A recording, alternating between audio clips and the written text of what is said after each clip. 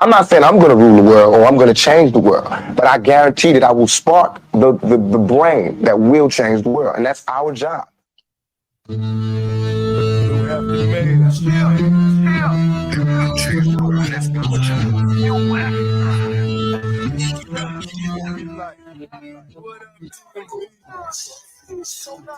Whole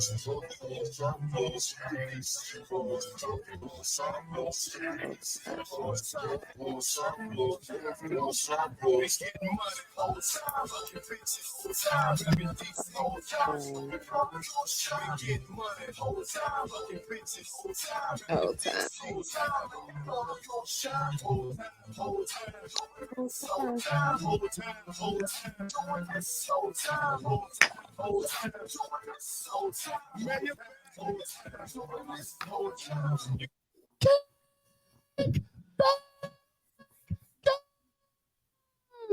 JB, what's the name of the podcast? It's a pod named Kickback.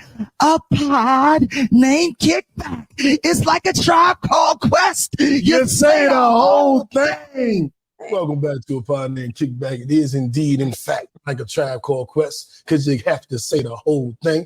Just like my name, No Breaks New, you got to say the whole thing. I am the righteous ratchet that you can see on the bottom of your screen. If you throw it, I'll catch it. If you got it, I'll match it. Each and every week, we right back at it. I am the Black Savage, the Magneto of my people. Jackie, talk to him. All right, y'all. Let's get fit with that. Make sure you are following me because every Sunday we got some goodness for you. So come get snatched with me. Whoa.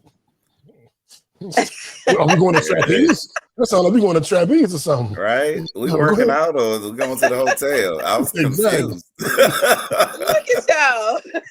Y'all mind in the gutter. It's going to be one of them shows, Randy.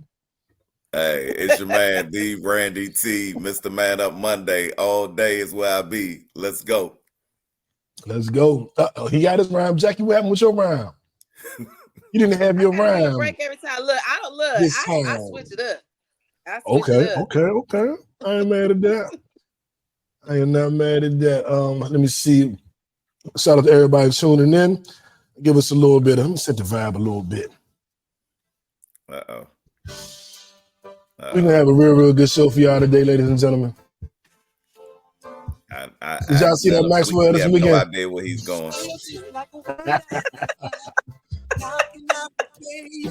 So yeah, man, I definitely want to thank y'all for tuning in. You could have been anywhere in the world tonight, but you chose to be here with us, and I appreciate it. I want to start off with our high and low of the week, and let me stop the music because Randy said he got to tell us about his weekend, his week, and I want to hear every detail of this high of the week. I don't know if you got a lower than that, but yeah, break it down for us, man. All right, so he's smiling. Hey, because I mean, look, it just happened last night. It might have been. I don't even know if it was another high this week, but last night definitely was. Right. I went to and shout out to Charlestown, West Virginia. Y'all showed me nothing but love. I will be back.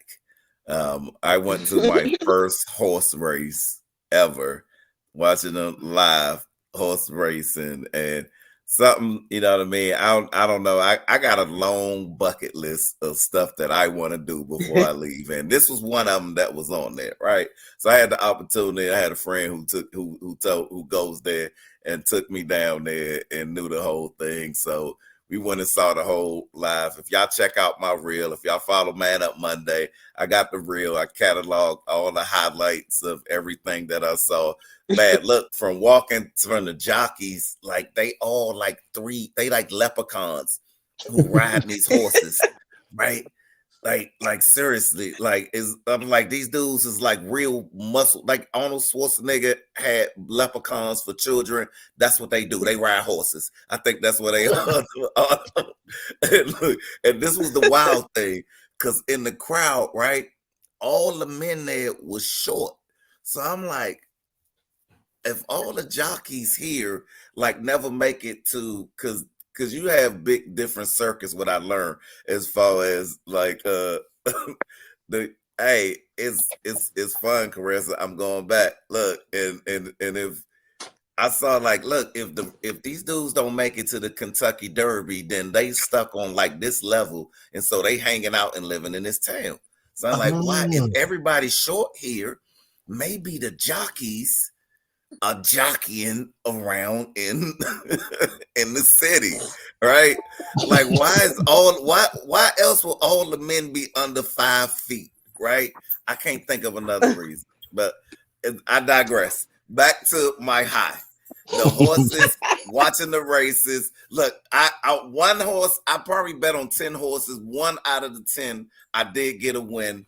It wasn't out the one that I thought was gonna win, didn't win, but hey, it was all good, and I still came out with a win, man. Watching them coming up, lining up to the tracks, and watching them run down and come through, man, the whole experience, and everybody there was like just happy, enjoying. It's a family time. Like down in there, I say it's a family event. Their families come out there, and they sit there, they dress, and they just sit and watch the races, and they are real serious into it, but it is all a good time. So that was my high, like horse racing. Who would have knew? Who would have thunk it? So I just broke a black myth. Like, y'all think black man, we got horse races. I don't have no love. Okay. I like it. I like it. Now, did you just see the dogs racing too? They was on. I didn't get to the track to see them because you had to go around. I was on the west side, was where the horse was, with the horses. You had to go to the other side for the dog track, and I didn't want to go over there. I was like, I'm staying with the horses. I was having a good time over there. Maybe next time. I believe it, Clarissa. No, they do have. They 100% have groupies. When they was walking out, I'm telling you, they hanging over the rails. They hanging over the rails, looking at these dudes. Let me read what she said for people that's listening that didn't see it. Clarissa said, "Jockeys have groupies, believe it or not. Women throwing themselves at their tiny little butts." I can see Clarissa out there. I can picture her out there. I can picture it. Throwing herself with some little muskins. Is that politically correct? Can we say that? You might not be able to say muskins. Want to get a little people, want a leprechaun? I'm telling you, they have to have groupies. It's no other reason. Like, I was looking around and I noticed all these men was short, nothing but shorties in the whole. I'm like, ain't no coincidence. It's a bunch of generation of shorties in the audience watching them jockeys. I'm just saying. You know what's funny? Because we call women, like Meg, the stallion. We call them stallions. Someone that, boom, I'm about to break it down. I'm about to mess y'all minds up. Because y'all know Tory Lanez is little, like a leprechaun, right? And he dated Meg the Stallion. So he technically, that's like a jockey and the stallion. Maybe a little bit. Jive. That's a stretch. Okay. Extreme stretch. Extreme stretch. I tried, man. I tried. I really like that. Hey, that pot pie. You know what I mean? Like, I travel for pot pies. I'm just saying. Listen to him, Clarissa. He says he need a pot pie in order for you to come through the next time he goes to track. Oh Lord, we might not need to go on Love Is Blind, Randy. We might not need to go. Man, I'm getting on that show. I'm getting on that. Hey, we somewhere else. Y'all go with y'all. Let's go with our highs. Jackie. Oh yeah, Jack. Okay, well, my high, of course, is my Sunday Fun Day every Sunday, 8:30 at Lake Spivey. It's free. We encourage people to come out. We do a nice little workout. We do a stretch. We do a workout, and then we walk the trail. And it's just good fun, good laughter. We had a couple new people come out. So we had a lot of great positive mental push-throughs where people were releasing a lot of stuff that was built up. So as long as people leave and they're inspired and they're feeling good and they are excited and they're ready to start their day, that's all that matters to me. So if you haven't come out to Lake Spivey on Sundays, 8:30 a.m., come get this work with me. That was my high. I don't have a low. I'm still on cloud 9. I love it. I love it. Hey, and y'all follow Jack on her socials, and like y'all been getting it in. I've been seeing it. Like when I come to the I'm coming. I'm coming to Yes. the park and I'm coming when the next time I'm home. Definitely. On my high and low, let me see. It's been a crazy week, and not in a good way. You know what I'm saying? Just hearing crazy stuff about things going on back home. It's been a stressful week for me. Actually, like the last 2 weeks been kind of crazy with, JB birthday, his daughter's birthday, and a lot. It's been a lot. But I would say I'm not gonna dwell on that. Keep it moving. My high is right now, right here with y'all. This is my high of the week. Doing my favorite activity to do with my favorite people, including you, Clarissa, and everybody that's watching and commenting. I know Big Bird is gonna be jumping in soon. We'll talk about what the hell y'all talking about. Yeah. So this is the highlight of my week, and I'm enjoying it. Rough week. This is the best way to decompress. Is that what I'm trying to say? Yep. You decompress and just kind of and then get ready for Monday. So I'll do the episode. I'll get off. I will relax, enjoy my Sunday night, and then tomorrow morning, I'm going back into the ring. We're going to fight. You know what I'm saying? Yeah. So that is my high. Yes, sir. And let me see. Having said that, we got to get into our viral story of the week. And this is going to be interesting because Randy, we talked about it a little bit, but we got to talk about it a lot of it. My left stroke just went viral. TikTok. Hit that banner. See, you got dogged Jackie. You so on point. That's why I love you some Jackie. Right there. So real quick, Clarissa said her high is Alexa got baptized today, and my low is someone computer on the car. So Alexa is her daughter. That's my little buddy. That's my niece. She got baptized today. So where my round of applause at? Hey, and congrats. We had 2 kids in our family got baptized today too. So that's great. Shout out to Cash and to my little man in our family who also got baptized today. Cherie, shout him out. So was this baptism for Kids Day? I don't know. You got to get them right before school starts so they can send them back with the right mindset. Send them back right. Like y'all little evil bastards, we got to get y'all saved before we send y'all to school. But we get y'all back in school. Oh, no. Keep y'all safe. Everybody yeah. Keep them safe. Yeah. Safe from home. It's all love. In danger. Yeah. Oh man! And speaking of keeping people away from harm and danger, keeping them safe, DC DMV was not trying to do that with my man Keith Lee. Keith Lee, world-renowned TikTok food critic, who champions mom and pop shops and tries to get them attention and local notoriety and build their businesses. They had him going to Hong Kong, which is like a carryout in the middle of the hood. They had him going to not an established restaurant, but like a hood restaurant, carry out where you can go and get 5 wings and fries for like $3, like in big old wings. This is like the hood spots. In DC, we call them carry outs. Not carry outs. And we know the way you fix the ideal plate is, you 5 wings and fries, salt, pepper, ketchup, mama sauce over everything. And he got it that way. He tasted the fried and the side. Well, I get fries. He got fried rice. But the fried rice is good. It reminded him when he was a kid. He liked it. But he said mumbo sauce, he compared it to a duck sauce. Like a duck sauce with a little bit of ketchup sprinkled in. He liked the wings. I guess he can get like an 8.1 out of 10 or something. But I wanted him to go to some other spots. And I couldn't even think of really any spots. But before I even go there, I know initially, we all know Keith Lee. Sometimes he gets bashed for his ratings and things that he suggests or he likes or doesn't like. And most times he gets nothing but love for it.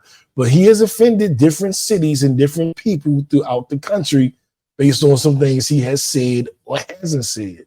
And I thought a funny part about this was Randy didn't like some of the stuff he said. And I'm going to throw it to you, Randy, because Keith Lee had mentioned that it was hard to find good restaurants in DC because everything is based around alcohol. It's based around like, come here, get your mimosas, get your bottle of this mimosa, get you this, get you that. But it wasn't really, and you know, the green walls. You could take your pictures and ladies can do their Instagram stories, but it wasn't really about the food. It was about the drinking experience. And Randy, I know you took exception to that. Yeah, no, I definitely did. Now, I first say I support every brother who's getting the bag in every way, in every shape, form, or fashion. So there's no shade to him on what he do, right? Keep doing your thing. But when you start off and the top of the banner says the headline is characterizing our whole city as we just shopping drinks like Carnival Cruise Lines. Like, how can I focus on any criticism that you have for our food, right? Because now you already painted the picture that we just getting you drunk first. So that already to me is saying the inference that our food is not good anyway. So we want to get you drunk, right? So because that's what they do on a lot of these cruise lines, they keep shopping these drinks. And if that wasn't the emphasis, why would you have the banner over your whole reel of why you're supposed to be telling us how you're critiquing food, but the banner says, so if anybody coming this way, be prepared. They like people gonna slap you in the face with a drink before you get an appetizer menu, right? That is what you're saying. And then, I don't know who was advising him. And all of us who watching around the DMV, find out who was advising that man who told him that Hong Kong Avenue was the spot to find mumbo sauce. It ain't been like that since the 90s, right? It ain't but maybe 2 or 3 spots where you can find real mumbo sauce. When he pulled it out on the video, I saw it. I was like, oh, he went to the wrong place. Because I was like, what is this red sauce looking like ketchup that you call it mumbo sauce? Like, man, come on. Like, everybody who from DC for real, when he popped that wing up, we already knew by the color of the sauce that you went to the wrong spot and you did not experience mumbo sauce, brother. So Keith, if you are listening to this, hit me up, hit New up, come back to DC and go to some real spots because you missed them, brother. Now, I was going to fry you this whole entire podcast. I like off the strength of that one review.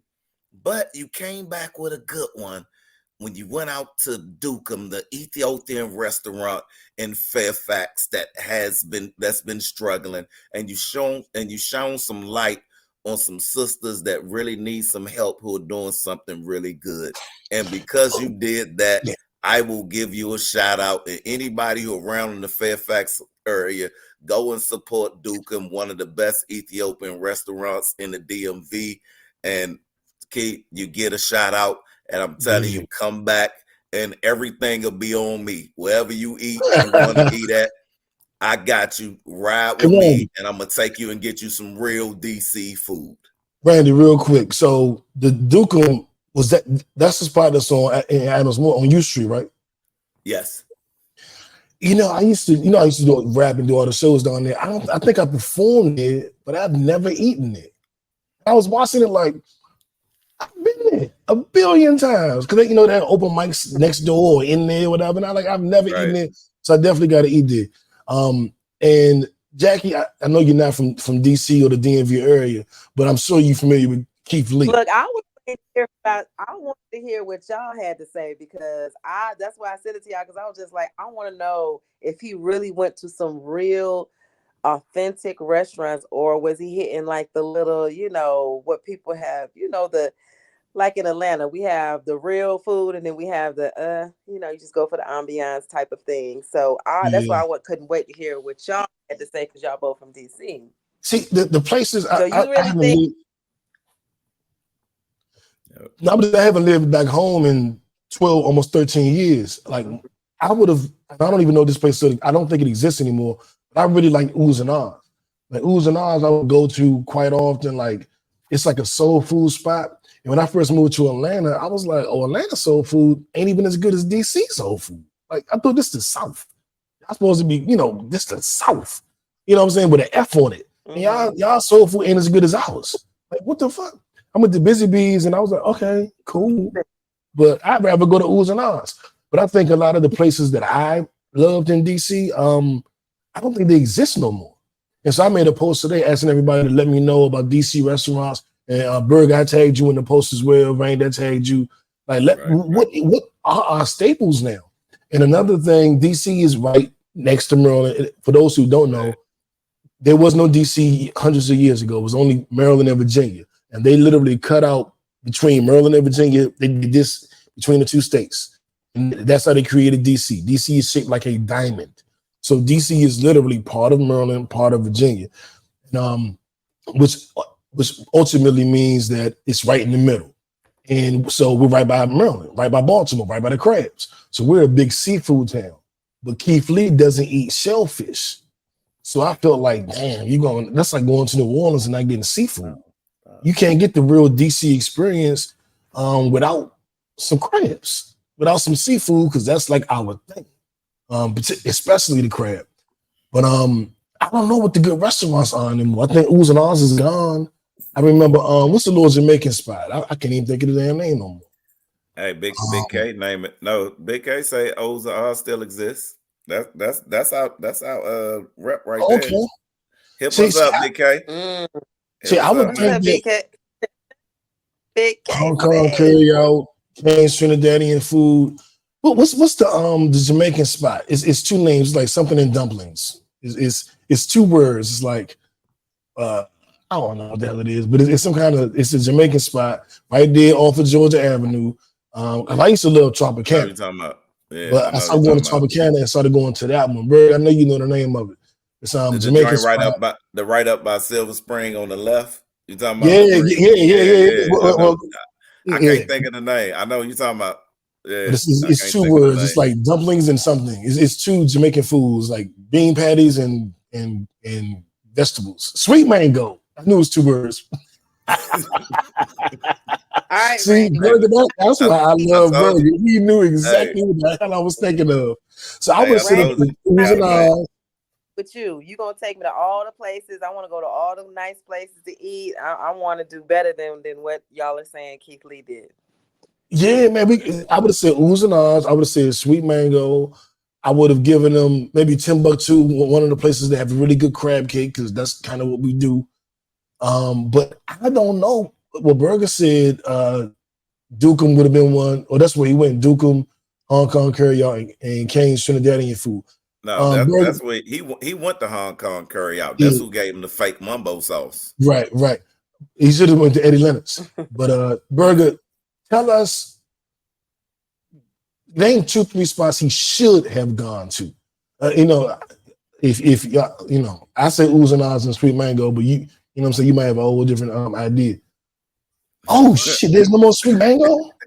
It's an apartment building. Wow. I've been gone 12, 13 years.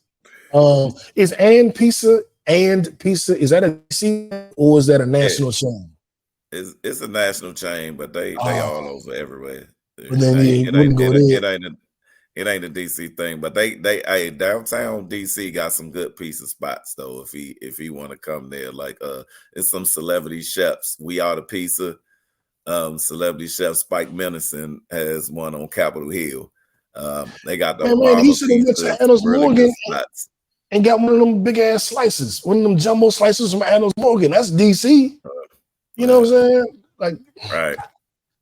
I just don't really know where we could have sent him. People are mad that he went to those places, but I'm like, where could we have sent him? He could have went to Horace and Dickey's and got him a fish sandwich. I laughed about that. I thought about that earlier. Go to Horace and Dickey's and he was talking about he was in the hood at Hong Kong Cafe getting that terrible. When I saw his rice and he put it on the spoon, I was like, who is in the car with him directing this man?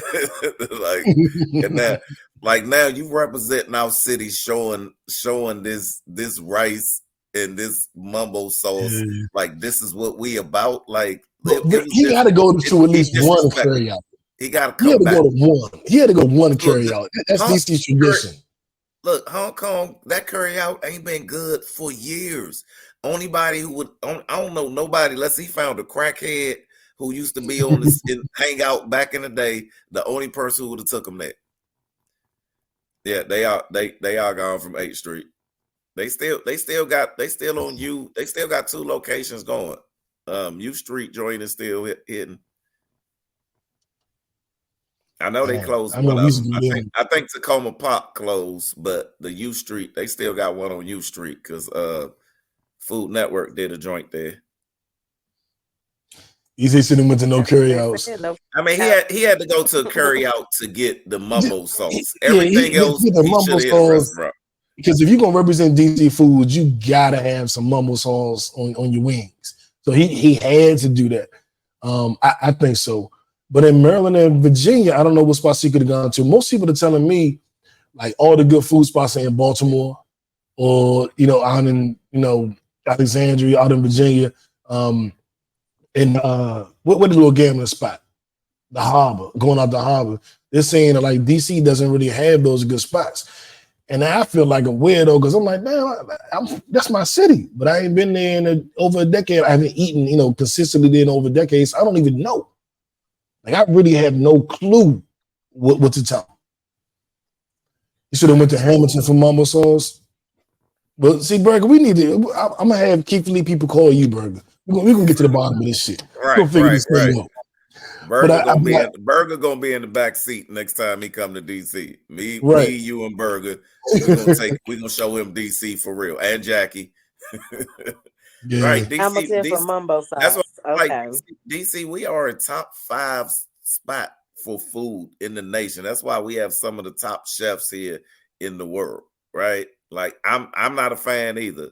Right, because I'm like, you already doing replies in from the vehicle, so I guess he can only do like he doing. I guess he kind of if you look at his videos, and I haven't seen too many of them, but it's kind of like he kind of like the Guy Fieri doing the like dinners, the drive-ins and drive-throughs and dives. Seem like he kind of try to stay on that level with stuff. But even doing that, right? Like we have some better options. Like I'm never gonna throw no shade to no brother who doing this thing, get your income how you get it. But if you're gonna represent and come and want to represent my city, like do it right and get in touch with the right people so you're going to the right places. You know what I mean? Because to me, like, you diminishing your brand by you coming here and not getting real mumbo sauce, right? If you look at the comments of the mumbo sauce joint, look how many real people from DC who know from like soon as we saw it come up, soon as he put it up and we saw the redness of that wing, like we was like, oh man, it don't even matter what he say. It don't even matter because you ain't eating the real thing. Yeah. I don't know. I'm not a Keith Lee fan. I just kind of found out who the hell he was last year. I knew everybody was because he went to some city and gave him a bad review and everybody got mad at him. And that's how I figured out who he was. I don't really watch his videos, but during that stretch, when I first found out who he was, I watched like 40. Just trying to figure out who he is, what he talking about, like how's he making all this money, how he a millionaire. Or I was like, man, I need to start doing some food reviews. This dude a million now? So I started looking at him more like from the social media content, I need to study him because he's killing the game. And what I've seen is he does try to help people sometimes. I've seen him do that. And I know that Hong Kong had a line around the corner. I'm like, how did you get people who was there? Everybody know the carry out. Like they wanted to go just because you was there.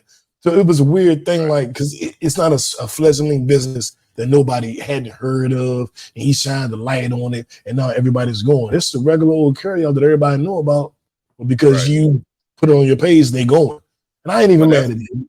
Yeah, well, that's part of the thing that he does, that he brings the community out to the place that he's going. So he kind of goes out, and that's why I was like, I'm not no shade to the brother. That's a great thing that he makes sure that he's bringing other people to buy, patrons to buy food, right? While he's coming. He paid for it. He gave them like $3,000-$4,000 to pay for food for every. One was a tip, and some of it was just to pay for everybody that can eat, so they can eat for free.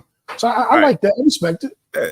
That's the good thing that he does, right? That with that. But again, like I said, there was no only shade that I have to him is his characterization of the city. That if he hadn't had that banner there, he could have started the video saying what he said and then moved on, and I would have been good with it. But when you make that like the headline, it's on the top of your video, bruh.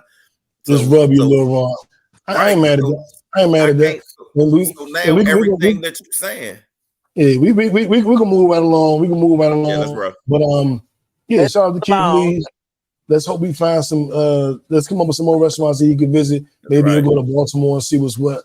We'll see. But I want to move on to investment. Yeah. Hell yeah. They need that love. Next time I'm home, we gonna go. And if I bring Jackie, then we all gonna go. Boom. Get some Ethiopian food. Get the bread, and then you dump the bread into the food. Yeah. We gonna do it. Invest Fest was this week in Atlanta, and everybody was there. 50 Cent, the whole Marathon Continues crew, Poor Minds podcast. I mean, it's too many people to try to name, but it started by Earn Your Leisure, which is an investment money podcast, which I love them brothers. Rashad, I forget the other brother name, damn. But they have the podcast and they talk about investment tips, money tips. 19 Keys, who a lot of people are now familiar with. He has his podcast on their network. And they're just really about making money and investing and being financially literate. And they do an Invest Fest in Atlanta every year where they teach financial literacy, have some of the biggest players. Steve Harvey was there this year. 50 Cent was there this year. Have them come out and really break down financial investment and financial literacy and having your money together and learning from different people in different fields. Podcasting, music, journalism, real estate. They just kind of break it down. Insurance. They break it down across the map. And I really appreciate those brothers. I did not go this year. I really want to. I'm gonna make it my business to go next year. For real. I love it. Yeah. Well, what Jackie, you're here. What did you hear about Invest Fest? Were you familiar with it? You know, what are your thoughts? I've been familiar with it. I hate that the overshadow of the Invest Fest was a hologram of Steve Harvey in the sky. I've seen a lot of people were talking about that, and a lot of people were confused, and a lot of people were just like, why is this happening? So on the ATL scoop, that's all everybody was posting because it was like random. I mean, it was just like, okay, well, what is this for? It didn't have a meaning, and it didn't have like a leadway as to why he was doing it. So a lot of people were confused. But the Invest Fest has a lot of opportunities for business owners, entrepreneurs, self-employed. It's a great event the whole weekend. I know some people had some stuff on Thursday on up until today.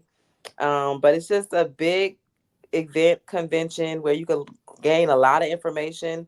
You can apply a lot of things that you learn to your own business, to anything that you want to do in the future, or even just if you want to do classes and teach people about financial literacy. So it's a great event. I'm glad that they're having this every year, and I'm definitely going to go. I didn't go this year either, but I'm definitely going next year. Randy T, I'm just right up your alley real quick. Let us know your thoughts on the investment. Look, man, I've been on these boys before they blew up, right? So so to see where they at now is so surreal, right?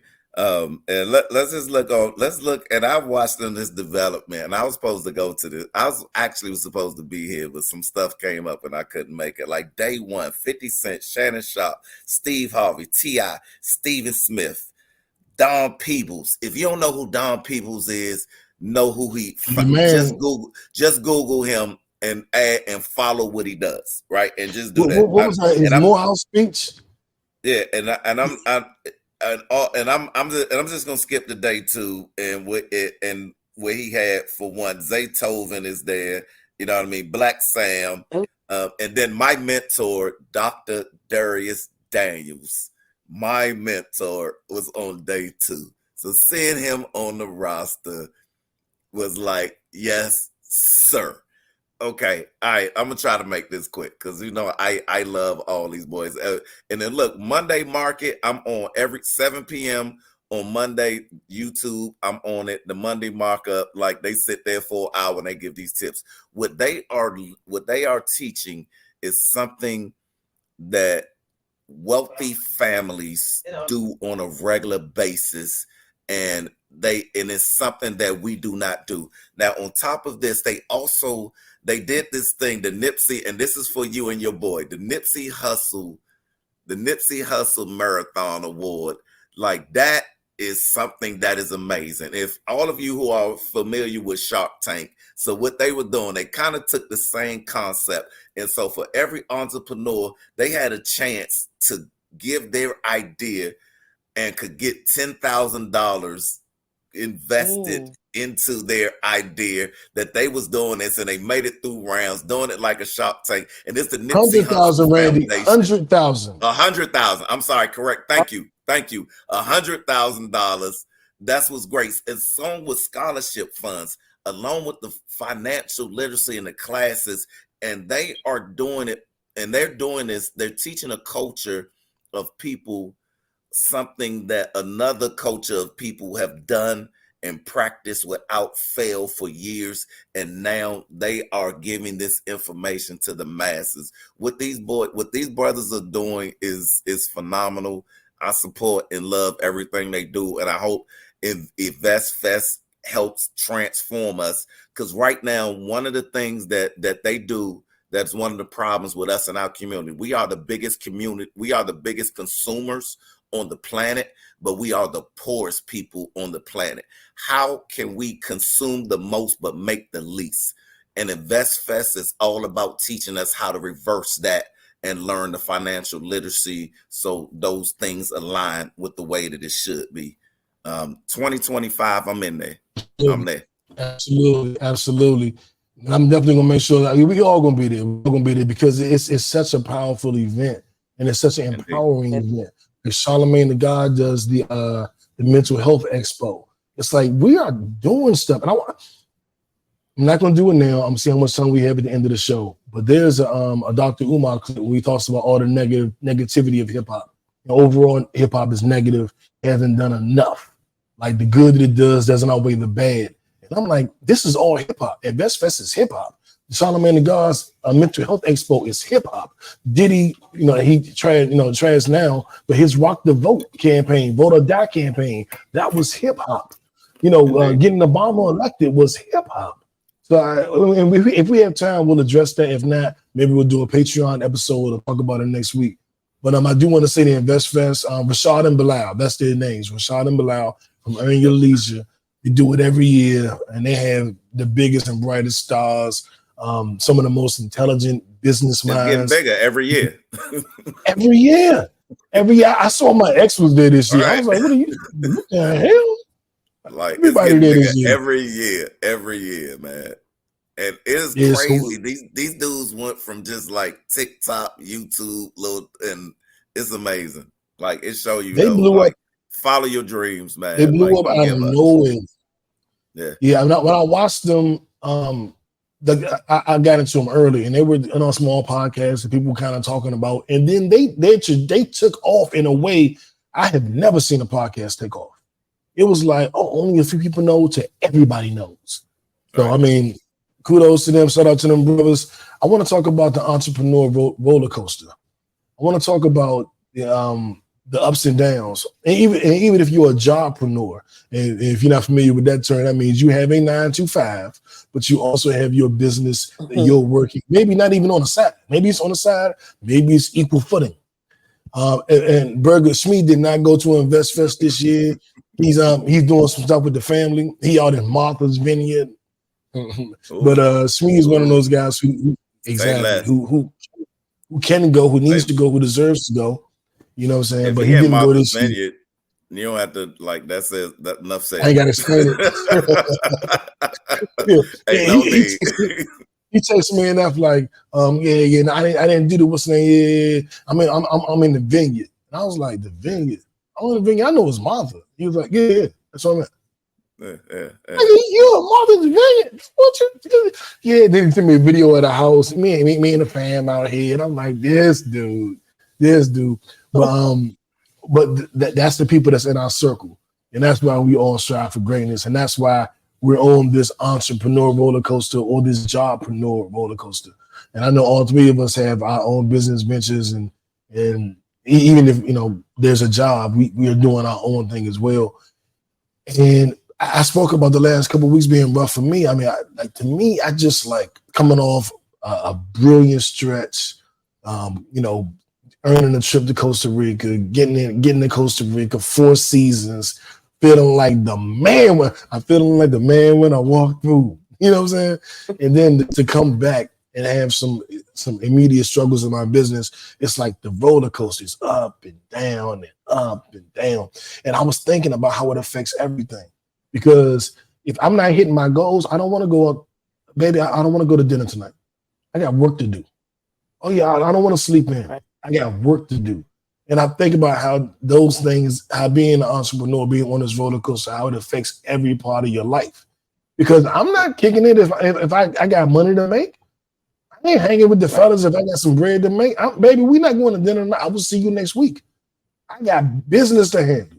You know what I'm saying? In this world, you eat what you kill. And if I haven't killed me a big buffalo, then I'm still hunting. And I wanted to get y'all thoughts on that because I think that's something that we don't talk about a lot. Everybody want to be an entrepreneur. Everybody want to have their own business. Everybody want to do all those things. But it's the good and it's the bad. We can talk about the good too because I don't want this to be a sad, a negative conversation. But I just wanted to get y'all thoughts on like, all right, Jackie, I know you work and I know you have your training business.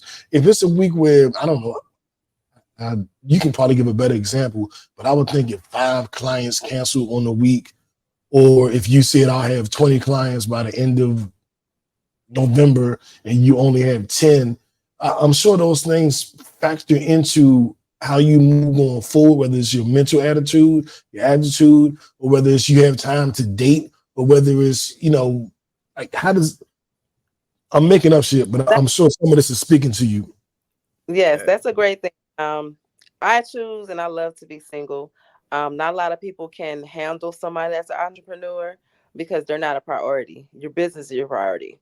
And under your kids and all that. But a person, I'm not going to put anybody, I don't have the time, I don't have the money, I don't have the mental capacity to be with somebody or give 100% because everything is going to my business. And a lot of people in the dating game are looking for reciprocation. They do things for you. They want you to reciprocate. And I'm not in a space to do that because everything that I'm doing is going into my business. So I don't have the consistency to give to someone. I don't have the consistent time, the consistent attention, the consistent love to give to someone. But as far as clients and all of that, I've learned to do automatic payments for it to come out every month instead of waiting and chasing and all of that. I did that, been there, done that. So I know what's coming in and it keeps them actually focused and on a consistent thing too, because they know that's coming out and it's going to come out regardless if you want to call in 5 times, if you want to cancel 5 times, that money's still coming out. It's just like a gym. So I've learned to do that to manage my time and manage my money a little bit better. I'm always learning. So again, the Invest Fest, I'm mad that I missed it because I know I could have learned some things. But it takes a lot. It takes a lot of you mentally. You have to be very mentally strong, thick skin. You're going to fail. You're going to fail. Let me say that again. You're going to fail. And it's okay. It's okay because you have to fail in order to learn and to grow, to do better, to elevate your business, to elevate yourself. But I do commend the people that have relationships and have marriages where they're both of them are working within the business and elevating within the business, combining incomes, because it does help when you have that partner, when you have that person that's contributing into your business as well. So entrepreneurship is very hard. It's not for the weak. If you think that you're just going to come up with an idea, some people it has where they come up with an idea and it takes off. but then you have those ones that you're going to have to work hard. Just like being a rapper, you're not going to always be the one to make it. Your path might be, you might be in the game 10, 12 years before you get a hit. So you got to have a lot of patience with being an entrepreneur, but you got to have to also, what I've learned is to pour into yourself, learn how to say no, learn how to take those days off, learn how to take that time out for yourself. Because if you don't, your business is going to fail if you're not mentally right. That's a whole word. I know what I struggle with is taking time off and not feeling guilty. The entrepreneur guilt is something we should probably talk about later. That is something that I struggle with. If I'm not working 15, 16 hours in a day, the guilt will beat me up and I won't even be able to sleep at night. Because I'm like, this is all you, and you chill today? Like, it will eat me alive. But Randy, I want you to take us home on our on the entrepreneur roller coaster. And right. Yeah, take us home on that, Randy. All right. For one, it's not, like Jackie said, it's not something for the faint of heart, right? And anybody who go on that path, I'll recommend 2 books for you. One would be The Richest Man in Babylon, because it will first change your concept of how you view money. And then the second one would be by Robert Kiyosaki, called The Cash Flow Quadrant. And the cash flow quadrant, it breaks down like the responsibilities and the roles of entrepreneurship, right? From being a self-entrepreneur and from being, to corporations, the foundations, your roles, your responsibilities, and the things that go along with it. Because a lot of times people don't realize, and it was something that I, that people don't realize. When you want to go into entrepreneurship, you are going to work harder than people who have regular 40-hour jobs, right? Like, because you are the business. And what some people don't realize, and good point, Melissa, entrepreneurs do work 80 hours. They do. Most entrepreneurs, they work double the time, if not triple the time, because they are always investing. They are the business, right? So I would recommend, like, if you're looking for that life balance, to try to do it. Like, that is a great book to read, to realize if you get into this, to get to that freedom that you want to achieve, and it is achievable, right? If you have a good business plan and you go forward with that, you can get there. But we said it too, if you're gonna fail forward, fail fast, so you can regroup and go back. But it's a cycle that you go through with the entrepreneurships, and it's ups and downs, right? But you got to look, like, if you have a goal, it's always part of the marathon. And if you have a solid business plan and you keep going, that is always the motivation. Because if you look at your days and your months, they're gonna come and go. I've had 2 mediocre months in a row, and I'm not used to being mediocre at anything. But hey, I'm running a marathon and it happens, right? So, like, am I changing? Like, I'm just go back and do my analytics and make sure that my processes stay the same and I'm consistent in what I'm doing, and everything that I say that I'm going to do aligns with my business plan and my strategies. Then we go forward. All right. So just know, if you're doing in this entrepreneurship, be ready to run a marathon. And if you ain't ready to run a marathon, like, stay to your 9 to 5. Like, for real, it's easier. Yes, sir. Yes, sir. I missed a little bit of that, but I caught that, it's not a sprint, it's a marathon. And what I'm saying? And in my particular industry, it's not a daily business, it's a weekly business. You know what I'm saying? And those are jewels. And it's really nothing wrong with a job. I'll add this.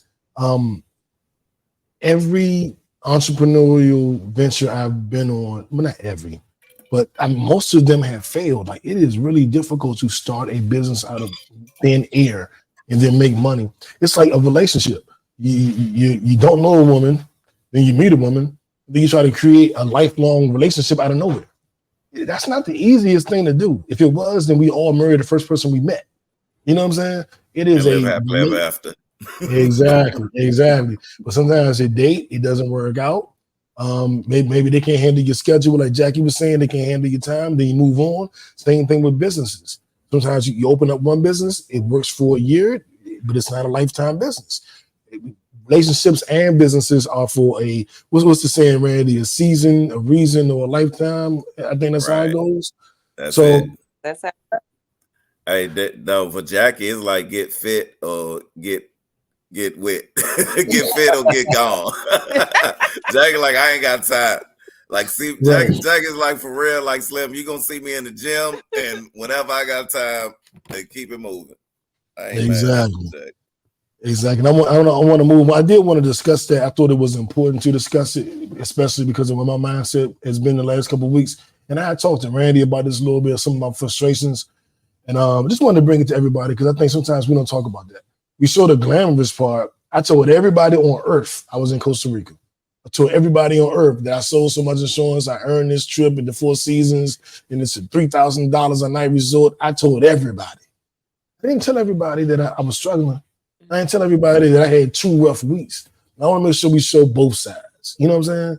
Show both sides. Don't just because people looking at your highlight reel and comparing their life to that and hating themselves based off you just celebrating. I want to show you both sides. You ain't got to hate yourself. You ain't got to feel bad. None of that. We all got ups. We all got downs, including me, including Randy, including Jack. The goal is to just have more ups and downs. You hear me? Word. Now, let me make sure I change the banner because I've been on tight. I've been on point with this banner this week, y'all. I've been on point. Go. It's the mayor.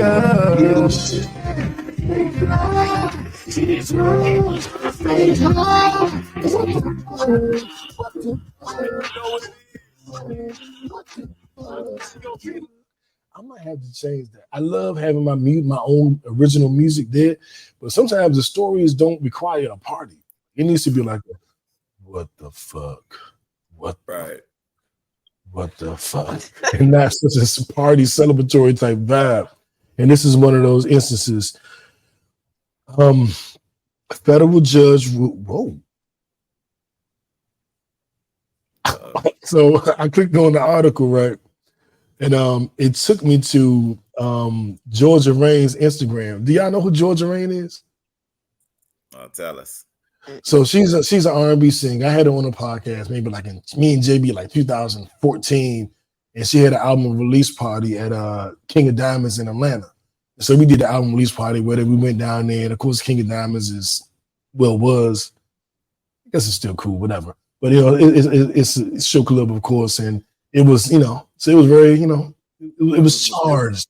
Yeah. And then she was on reality shows. Yeah, it was very demure. And she dated Michael Blackson, a comedian, for a little bit. And she's beautiful. Let me just put it that way. She's beautiful. She's one of the most she's a get fit with Jack type chick. She's in shape. She got the flat story, man. You saw this on the story. Yeah, when I clicked on it, it was her in the shower. And I was just like, oh, okay. I'm looking for the Breanna Taylor story, and I see Georgia Rain in the shower. And I'm like, yo. Oh, boom. So really quickly. 7 minutes to count. Let's wrap. Let's. Yeah, I see. Jack said, wait a minute now. We gotta do what we gotta do. So the judges in the Breanna Taylor case, the federal judges ruled that a decision by Breanna Taylor's boyfriend to fire his gun when officers burst into his home on a no-knock warrant was the ultimate cause of her death, exonerating the 2 officers. I feel totally different. You do a no-knock. They ask you to identify yourself. You don't. You burst into the house. You burst into my house when me and my girl are chilling. I'm liable to open fire. I may say, who was that? Who was that? Identify yourself. Maybe it's the police. We never know. But if you don't say it's the police and you just keep moving forward, I'm opening fire.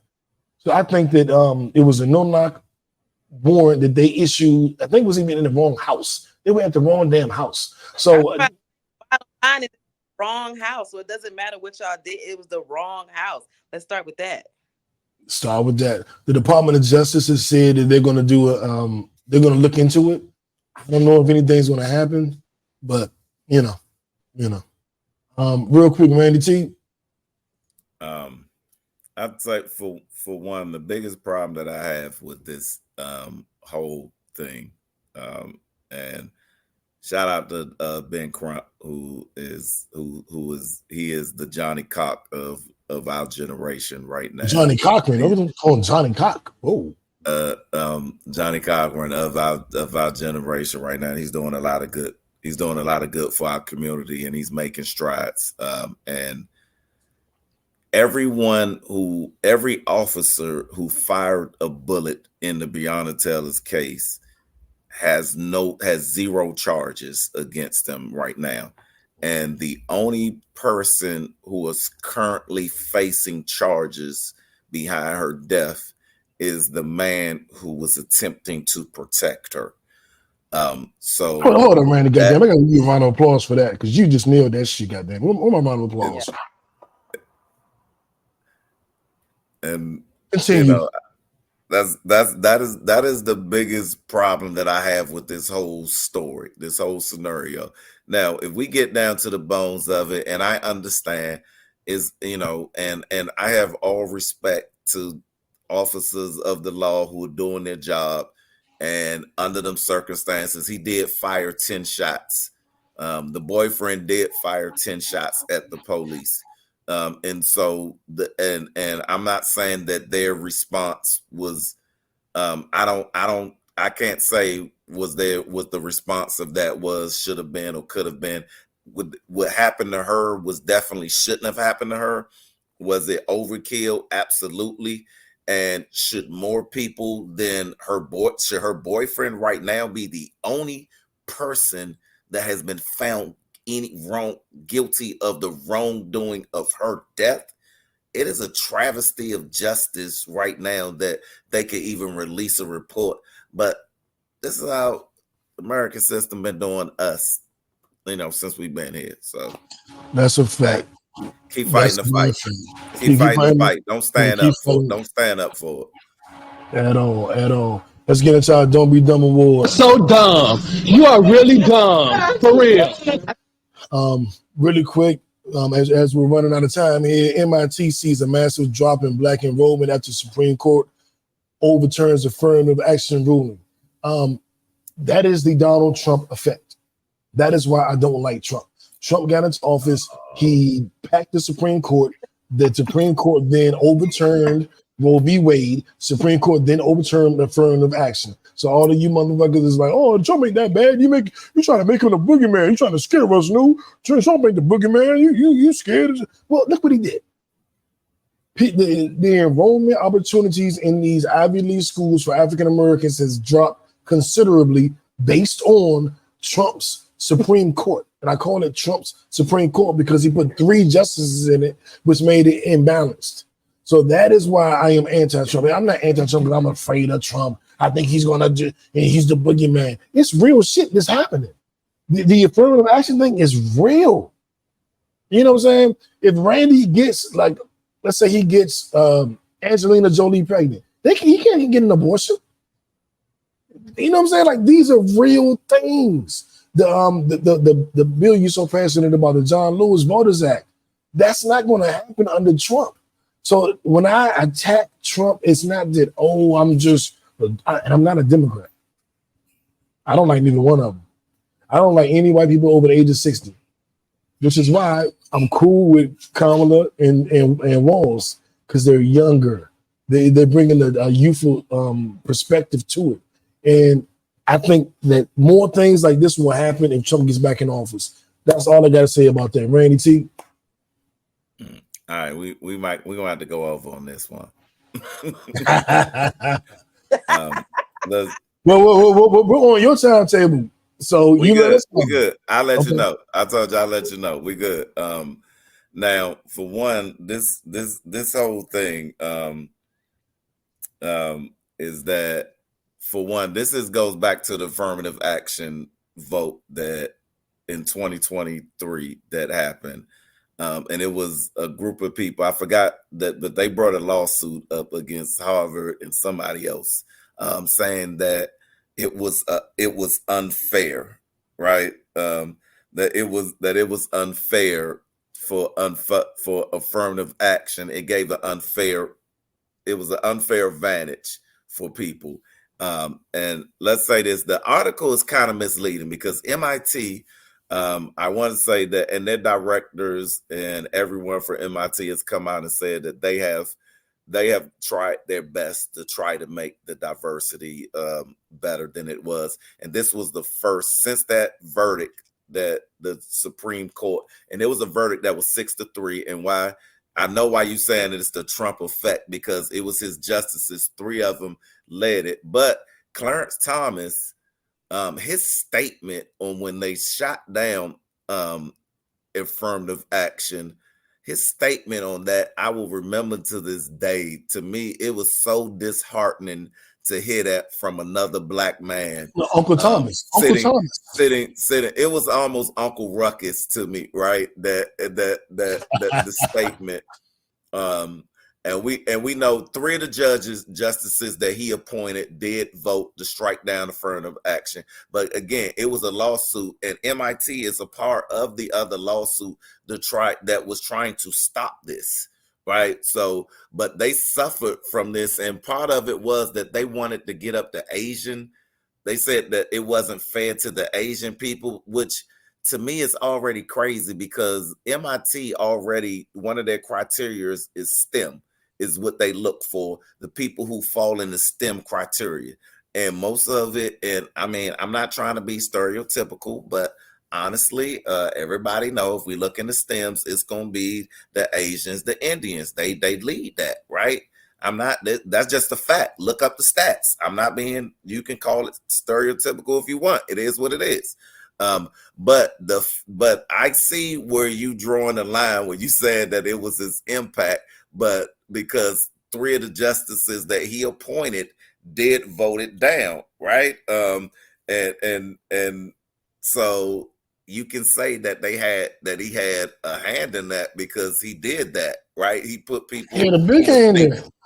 He put in people in that he thought that would give that effect. So I can see what you're saying. I don't give him all the credit for this, but he did have some influence because he appointed these people. Clarence Thomas was the biggest one on this. Now, with that being said, the biggest problem that we have with this vote is that, this is the way that it's always been, that schools, they don't, and especially Ivy League schools, California hadn't did affirmative action since 1980.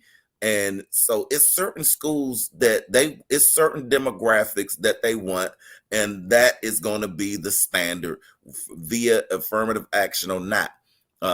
But I think it shows the stats that what this shows is that without affirmative action, that there is an effect, right? Because immediately, this is the first class of recruitment since affirmative action was struck down.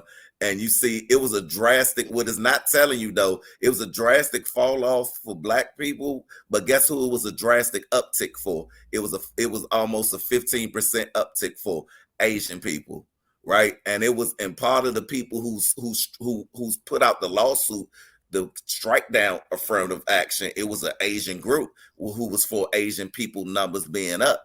So they got what they wanted, right? So what they wanted, that lawsuit happened, affirmative action off, and more Asians are in MIT. They won. So at the end of the day, Black people, go to HBCU. Y'all be all right. As a Howard University alum, I did drop out. I used the P. Diddy scholarship, where I went for a couple of years and left to go be a rapper. But if you want, like the gangster King JB, if you want to go to Harvard, I encourage you to go. And if you want to go and you have the qualifications to go, you should be able to go. That's the issue. When you're qualified to go, but because you don't have the financial wherewithal to go, now you can't go because of what he did with the affirmative action, because of what the Supreme Court did with that. And that's my issue. My issue was only because I didn't want to go there. My man Smee, who had a higher SAT score than anybody I knew, he didn't want to go there. But if you want to go, And the only reason you can't go is because you're not financially, in a position to go. Then something needs to be done, and that's my issue with it. And I do give Trump all the blame because you take away those 3 Supreme Court justices he appointed, that doesn't happen. You take away those 3, abortion is not illegal. Like, he has done things and he continues to do things. So it's on him. I hear all of the what do you call it when it's the tertiary people to blame, the tertiary responsibility, but that's not the main focus. The main focus is what he did. And Jackie, I'm gonna give you the last word on it, but that's my issue. That's why I aim it at him. Let's be clear that the affirmative action part was it's affirmative action when it relates to education was the part that they struck down, right? It wasn't as a whole. Go ahead, Jack. That wasn't. I'm gonna have to take a look at that. I thought it was more encompassing than that, but no. let me do my 1-2 on that.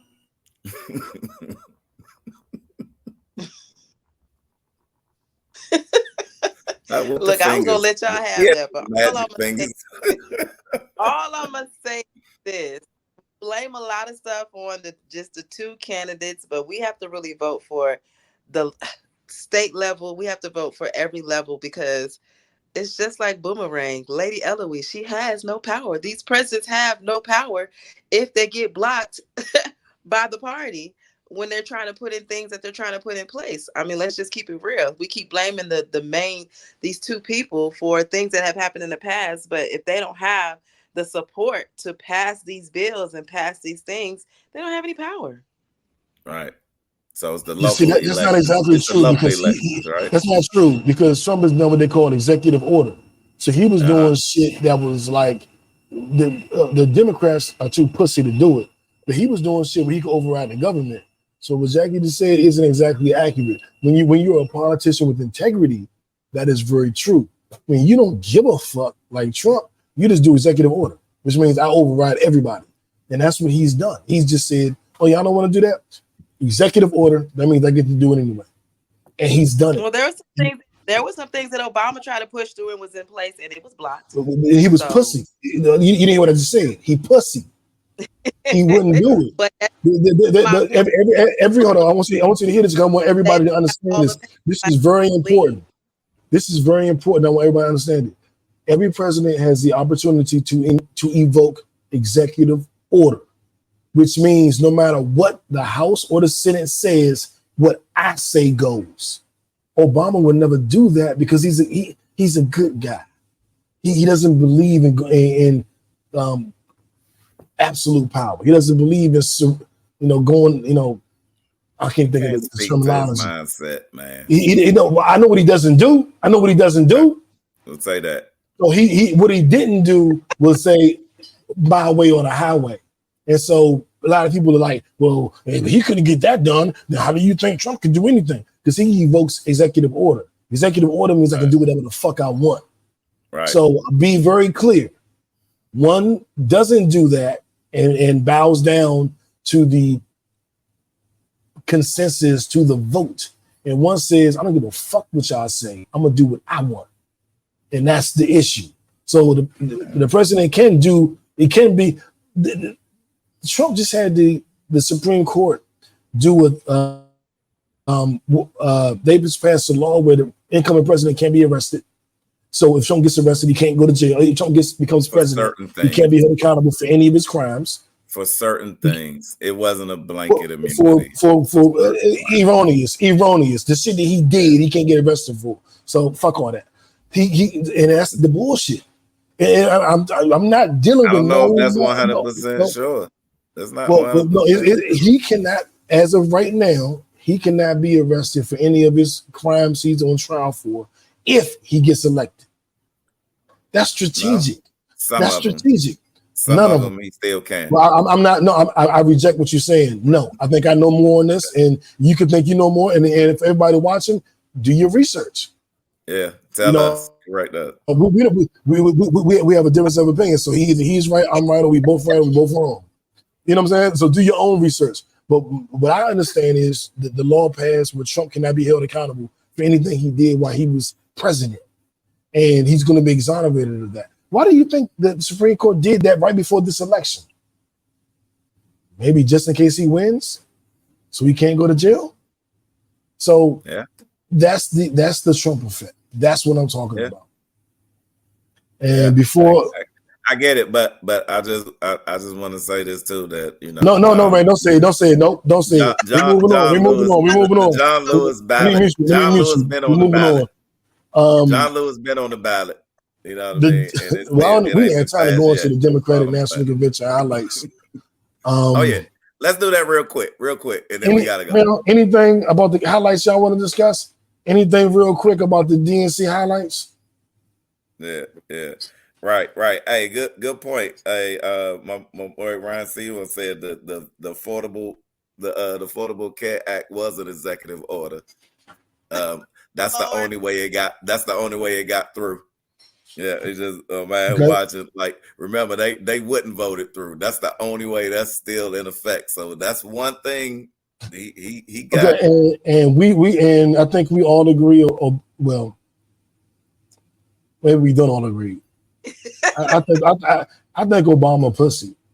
I think he was too scared to evoke it, too scared to use it for things that really mattered. With the Affordable Care Act. Okay. Are we comparing that to the same thing Trump did? No, look, we got family. We have family members who use the Affordable Care Act for their insurance. So I know Trump what that does. Did for his executive order to the Affordable Care Act. Are we comparing those?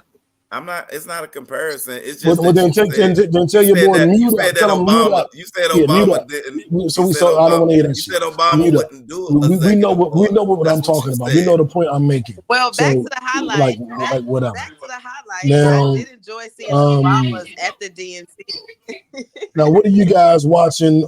How much time we got, Randy? Because we kind of on your schedule. Hey, let's go. We got 4 minutes.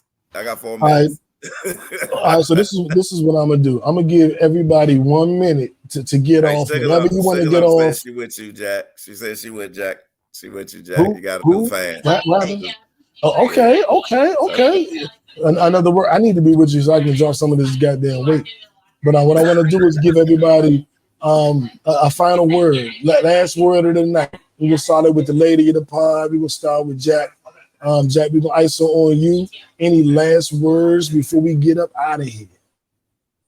Yes. So I just want to put emphasis on pouring into yourself. We're going into a season, which the fall and winter of suicide. Emotions are high. So I want to make sure you guys are pouring into yourself, getting mentally strong, doing some reading, getting out into the sun while it lasts, because it's about to get into the cold winter months.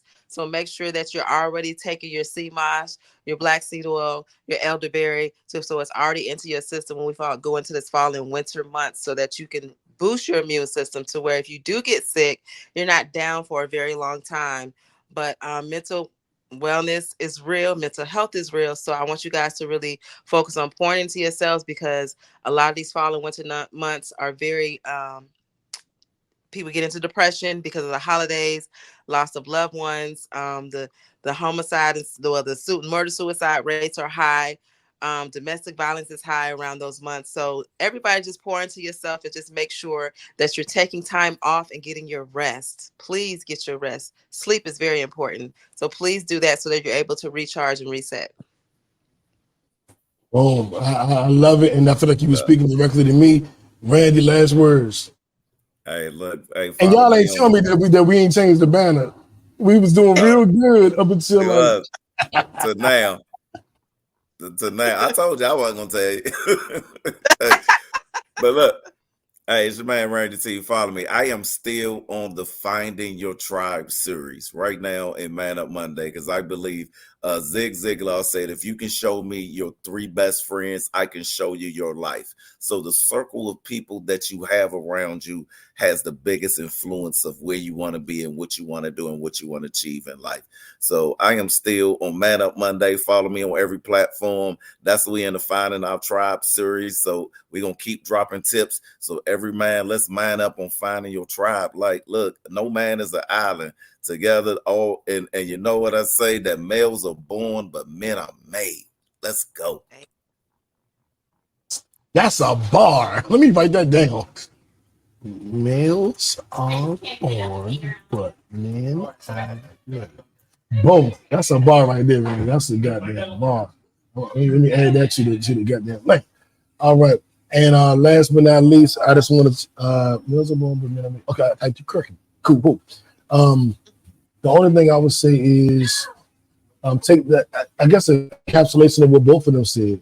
Like, take time for yourself. Make sure that you really follow.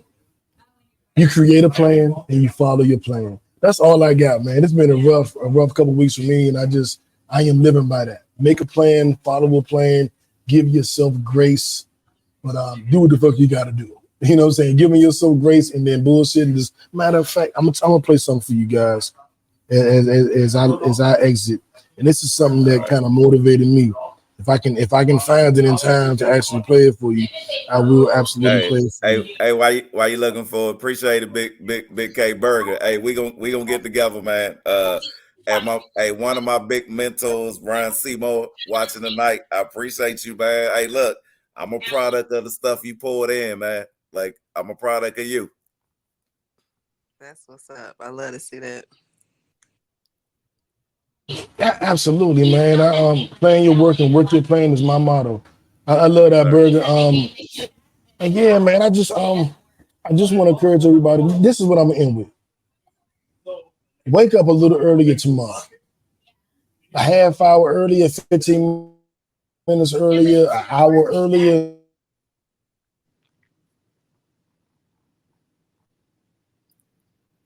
Oh man, you ain't he hadn't he hadn't phased out the whole show.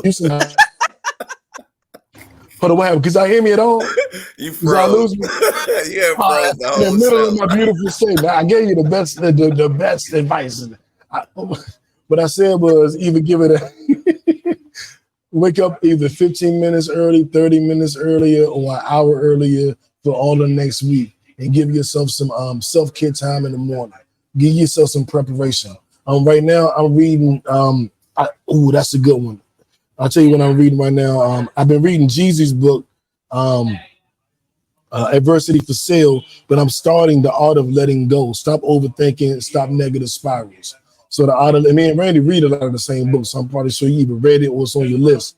But The Art of Letting Go for me is kind of relinquishing things that you carry with you in your everyday life. And that's what I talked about the last couple of weeks with losing JB. It's been a lot that I'm carrying with me that I haven't put on the podcast. But there are things that I feel like I should be doing or should be happening that I have no control over, and I'm just carrying it with me, like as a like I'm just carrying it every day. Like, I still couldn't get that right. I couldn't do that. I'm not allowed to do that. All these things that you wanted me to do be passed. I'm not doing this because I can't, and I'm just carrying it into my everyday life. I am carrying what I can't do, and it takes away from the thought of what you can do. So I'm telling everybody, just drop it at the floor, get up a little earlier, do what you got to do. Work out. Yeah, Burger. Yeah, Burger said you and JB personified. Yeah, you're right, man. You're right. But I know it's things that he would want me to do that I am trying hard to do that I'm not being permitted to do. And eat at me. And Burger, actually, I'm going to call you. I'm going to call you and let you know what's going on. And shit, you should, Randy. And I think the one thing you said, Randy, about knowing your tribe and your tribe, what I'm trying to do, what I'm working at, I know you've done, and you've been successful at. So, yeah, you're going to be getting a call from me every goddamn morning or every evening, because why would I not enlist my resources? I got a great resource right there. I want to get in shape. I'm trying to drop about 30 pounds so I can, you know what I'm saying, maybe get making good away from that dude she with, you know what I'm saying? So I need to be calling Jackie. Like, I have all of these resources I'm not using. So Randy and Jackie, Burger, Clarissa, y'all gonna get tired of me this week. Don't call them. That's it. All right. Uno. Skip you, reverse you, Joe 4. The color is green. Uno, and we out.